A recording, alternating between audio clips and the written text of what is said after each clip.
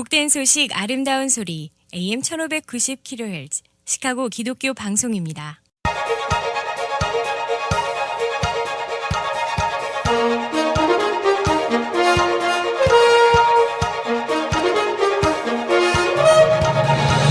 김정일 해설위원의 시사 해설. 세상을 넓게 봅니다. 삶의 지평이 넓어집니다.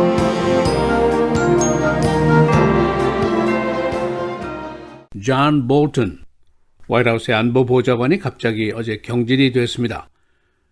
그 이유는 트럼프 대통령과 볼튼 보좌관 사이에 근본적인 주요 국제 문제에 대한 견해 차이가 심했기 때문입니다. 양자 사이에 긴장 관계가 있었다는 것은 워싱턴 정가에서는 대부분 알려진 사실입니다. 양자 사이에 그동안 북한 문제를 비롯해서 아프가니스탄, 이란, 베네수엘라, 러시아 여러 이슈에 대해서 큰 이견이 있었고, 이 정책에 대한 이견에다가 두 사람 모두가 강성 성품을 가진 사람들이기 때문에 개인적으로 긴장 관계도 깊었던 것으로 측근들이 전하고 있습니다. 그래서 볼튼의 경질 자체를 놓고 트럼프 대통령은 내가 파이어했다, 또 볼튼은 아니다, 내가 사임했다 라고 완전히 엇갈린 주장을 펴고 있습니다. 트럼프 대통령이 인사권자니까 그가 구미에 맞지 않으면 얼마든지 사람을 바꿀 권한이 있습니다. 그래서 그가 17개월 만에 가장 중요직인 National Security Advisor를 바꿨고, 또 그의 임기 2년 중에 벌써 3번째 교체입니다. 내주에는 새로운 사람을 임명하겠다고 어제 밝혔는데, 새 안보보좌관 후보자들 명단에 지금 대북 특사인 스티븐 비건이 들어있습니다. 그래서 이번 인사는 미국의 대북 정책에도 영향을 미칠 가능성이 없지 않아 있습니다. 그래서 오늘은 존 볼튼의 경질과 그의 배경, 또 트럼프의 정치적인 상황을 알아보겠습니다. 강성, 매파 외교관으로 분류가 된 존 볼튼은 그동안 트럼프 대통령뿐 아니라 국무장관인 폼페이오 와도 거꾸로운 사이였었고, 일부 강요와의 사이도 별로였던 것으로 알려졌습니다. 그의 불안한 내부 입지를 증명하듯이 그의 퇴임 순간도 좀 별다른 모습이었습니다. 언론들이 보도하는 것을 보면은 어제 아침 11시까지만 해도 화이트하우스는 오후 스케줄을 공개하고 있었는데, 오후 1시 30분에 볼튼과 폼페이오 그리고 뮤니친 장관과의 브리핑 예정이 들어있었습니다. 그런데 11시 58분경, 그러니까 정오가 거의 돼서 트럼프 대통령이 트윗을 시작했습니다. 그래서 그의 경질 소식을 알렸습니다. 트럼프 대통령의 주장은 월요일 밤에 그가 볼튼에게 더 이상 그대가 필요하지 않다라는 사실을 통보했다. 그 이유는 그의 국제 업무에 대한 이견 때문이었다라고 트윗을 했습니다. 트럼프 대통령은 볼튼에게 사임을 요구했고, 그가 어제 아침에 레지그네이션을 제출했다 하는 요지였습니다. 즉 사임을 요구했으니까 fire, 즉 해임을 한 것이다 라는 주장입니다. 그러나 볼튼은 약 12분 후에 완전히 다른 설명을 하고 있습니다. 내가 월요일 밤에 사임 의사를 트럼프 대통령에게 밝혔고, 트럼프가 내일 얘기하자라고 했고, 내가 사직서를 월요일 아침에 제출했다. 즉 이것은 해임이 아니라 사임이다 라고 주장을 했습니다. 이 양자 사이에 정책적인 면에서의 이견뿐 아니라 개인 감정까지도 긴장 관계에 있었음을 엿보게 하는 장면이라고 볼 수가 있습니다. 이 두 사람은 북핵 문제를 비롯해서 이란, 아프가니스탄, 러시아, 베네수엘라 문제에 대해서도 근본적인 다른 생각이 있었습니다. 특히 이 이견에 두드러지게 나타난 것은 지난 주말에 예정이 됐던 탈레반과의 캠프 데이비드 회담 문제였습니다. 트럼프 대통령은 명목상으로 다른 이야기를 했지만은, 그러나 9.11 전야에 탈레반과의 회담 솜씨를 보여주고 싶은 정치적인 속셈이 트럼프에게 있었을 수도 있습니다. 그러나 이 회담은 이루어지지 못했고, 트럼프 대통령은 볼튼이 이를 망쳤다 하는 생각을 했을 수도 있습니다. 이것은 측근들의 해석입니다. 트럼프 대통령의 최근 지지도는 39%, 또 그의 재선에 대한 지지도는 36%에 불과합니다. 그래서 그가 뭔가 국제 문제에서라도 한 건 해야 한다 하는 압박을 받고 있을 수도 있습니다. 중국과의 트레이드 월이라든가 북한과의 핵 협상, 이것은 하루 이틀에 해결될 문제가 아니기 때문에 다른 쪽에서 해답을 찾았을 수도 있습니다. 이 북핵 문제에 대한 양자 이견은 이미 세상이 다 아는 일입니다. 볼튼은 과거에 북폭까지 주장을 했던 강경파입니다. 그래서 북한이 가장 미워하는 인물 중에 하나인데 그는 북한의 중거리 미사일 테스트가 UN 안보리 결의안을 위반한 것이다 라고 공개적으로 질책을 했습니다. 그러나 트럼프 대통령은 중거리 미사일 시험에 개의치 않겠다 하는 자세를 보였습니다. 지난 2월에 트럼프가 김정은과 만나서 DMZ 라인을 넘나들면서 외교 공세를 펼쳤을 때 볼튼 아이에 예정됐던 몽고 방문에 나서고 현장에는 참석을 하지 않았었습니다.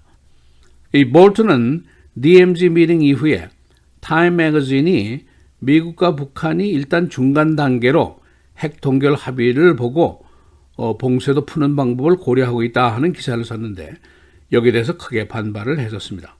볼튼은 트윗을 통해서 행정부 내에서 누군가가 트럼프 대통령을 오도하고 있으며 이것은 앞으로 큰 문제를 만들 것이다 라고 공개적으로 비난을 했는데 그 상대가 바로 국무장관 폼페이오 그리고 대북 특사인 스티븐 비건이었습니다.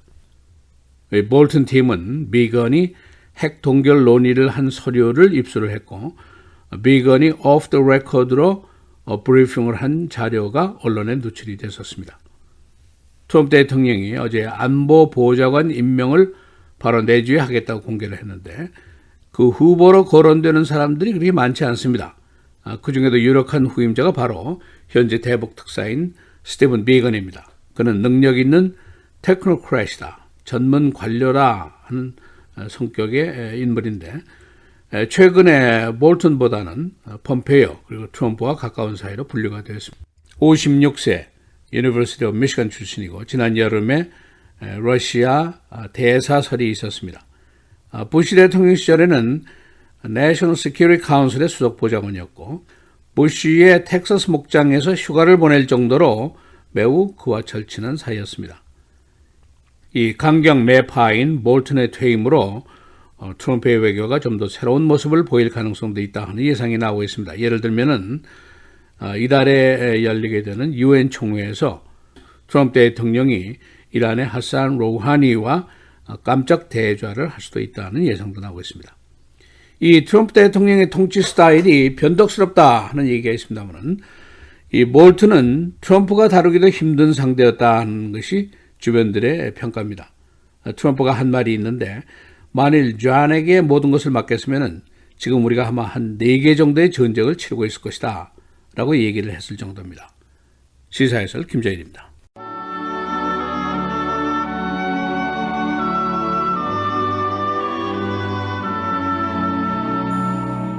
속이는 말로 재물을 모으는 것은 죽음을 구하는 것이라 곧 불려다니는 안개니라.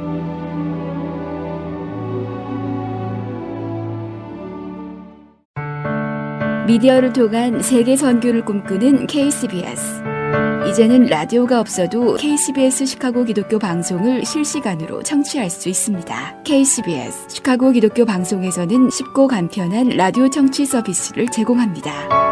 스마트폰 애플리케이션 서비스 안내 앱 스토어에서 KCBS를 검색해 시카고 다운타운 그림의 KCBS 아이콘을 무료로 다운받아 설치하시면 스마트폰으로 실시간 KCBS 생방송 청취가 가능합니다. 정규 방송 시간 후에는 CBS 기독교 방송이 실시간 방송됩니다. 또한 시카고 기독교 방송 웹사이트 kcbs1590.org에서 생방송 듣기 메뉴를 통해 KCBS 라디오를 실시간으로 청취할 수 있습니다. 김정일 해설위원의 시사해설 방송도 스마트폰 KCBS 앱을 통해 매일 청취가 가능합니다. KCBS 앱의 왼쪽 상단에 위치한 메뉴에서 J-Kim 뉴스를 클릭하시면 다시 듣기 서비스가 가능합니다. 또한 페이스북이나 유튜브에서도 김정일 해설위원의 시사해설 진행 방송 청취가 가능합니다.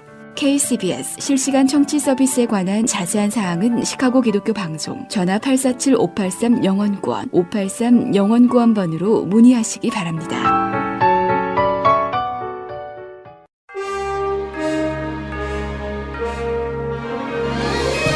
9월 11일 수요일 KCBS 헤드라인 뉴스입니다. 트럼프 대통령이 존 볼턴 백악관 국가안보회의 보좌관을 전격 해임하면서 정계도 혼란스러운 모습을 보이고 있다고 언론들이 전했습니다. 언론 등에 따르면 어제 볼턴 보좌관 해임 사실이 알려진 직후 정가일선 국가안보와 외교가 혼란스러워졌다는 비판과 함께 대통령이 원하는 인사를 기용하게 됐다는 평가가 함께 제기됐습니다. 민주당은 어제 볼턴 보좌관의 해임이야말로 트럼프 행정부의 불안정한 외교 정책을 보여준다고 민공에 나섰습니다. 백악관 대변인은 볼턴의 우선순위와 정책은 대통령과 맞지 않다면서 대통령에겐 정책 의제를 수행하기 위해 누군가를 인선할 권리가 있다는 입장을 내놨습니다. 2001년 뉴욕 세계무역센터에서 일어난 9/11 테러에 대한 추모식이 오늘 뉴욕 시민들과 희생자 유가족들이 모인 가운데 자발적 행사로 진행될 예정입니다. 이 모임은 오늘 당시 파괴된 세계무역센터 건물이 있던 그라운드 제로에서 거행되지만 트럼프 대통령은 여기에 참석하는 대신 펜타곤에서 추모식을 가질 예정입니다. 마이크 펜스 부통령은 세 번째 테러 현장이 있는 펜실베니아주 쉔크스빌 부근의 집회에서 연설을 합니다. 어제 치러진 노스캐롤라이나주 보궐선거 두 곳에서 공화당 후보들이 모두 승리했습니다. 지난 2월 월터 존스 주니어 의원의 사망으로 공석이 된 제3선거구 보궐선거는 처음부터 공화당의 그렉 머피 후보가 무난하게 승리할 것으로 예상됐던 곳입니다. 머피 후보는 그린빌 시장을 지낸 민주당의 앨런 토머스를 큰 표차로 제치고 안정적으로 승리를 거뒀습니다. 투표 부정으로 인해 다시 선거가 치러진 구 선거구도 공화당의 댄 비숍 후보가 민주당의 댄 맥크레디 후보를 맞아 박빙의 접전 끝에 승리했습니다. 애플은 어제 애플 스페셜 이벤트 2019 행사에서 아이폰 11 시리즈 등 신제품을 처음 공개했습니다. 어제 선보인 아이폰 11 시리즈는 6.1인치 화면의 아이폰 11과 5.8인치 아이폰 11 프로, 6.5인치 아이폰 11 프로 맥스 등입니다. 공개된 아이폰 11 시리즈 3종은 전작 대비 성능을 강화하는 데 주력했고 가격이 상대적으로 저렴하다는 평가를 받았습니다. 다운타운 아트 인스티튜트가 미시간 애비뉴 쪽을 대대적으로 개수하기 위해 전문 건축 회사를 고용했습니다. 이 학교는 뮤지엄의 소장품 확대와 함께 이에 걸맞는 미래지향적인 외부 모습을 가꿀 계획입니다. 학교 당국은 미시간 애비뉴 쪽에 외형 변경이 있어도 입구에 있는 사자상은 지금과 동일하게 보존할 생각입니다. 오는 주말이 13일의 금요일 그리고 보름달이 한꺼번에 겹칩니다. 서양 미신에서 휴일로 꼽는 요소들이 하루에 들어있다는 의미로 금요일 보름달은 밤 11시 33분에 완전히 모습을 드러내게 됩니다. 나사는 이렇게 3요소가 모두 겹치는 날이 20년 전인 2000년 10월 13일에 있었다고 밝혔습니다. 이상 고온 현상이 내일까지 계속됩니다. 고온 다습한 날씨가 이어지면서 어제 우드스탁에 있는 하이스쿨에는 벼락이 떨어져 학교가 임시 휴교에 들어갔습니다. 맥켄리와 레이크 카운티 일부 지역에는 어제 1시간에 2인치 정도의 호우가 내렸습니다. 날씨입니다. 오늘 대체로 맑겠으나 밤부터 흐려지면서 곳에 따라 천둥 번개를 동반한 비가 내리겠습니다. 낮 최고 88도, 밤 최저 69도. 내일 대체로 맑고 흐리고 곳에 따라 천둥 번개를 동반한 비가 내리겠습니다. 낮 최고 84도, 밤 최저 70도. 금요일 오전에 곳에 따라 썬더스톰, 오후에는 맑겠고 기온은 다시 소폭 내려가겠습니다. 낮 최고 76도, 밤 최저 59도. 토요일 대체로 맑겠습니다. 낮 최고 79도, 밤 최저 65도입니다.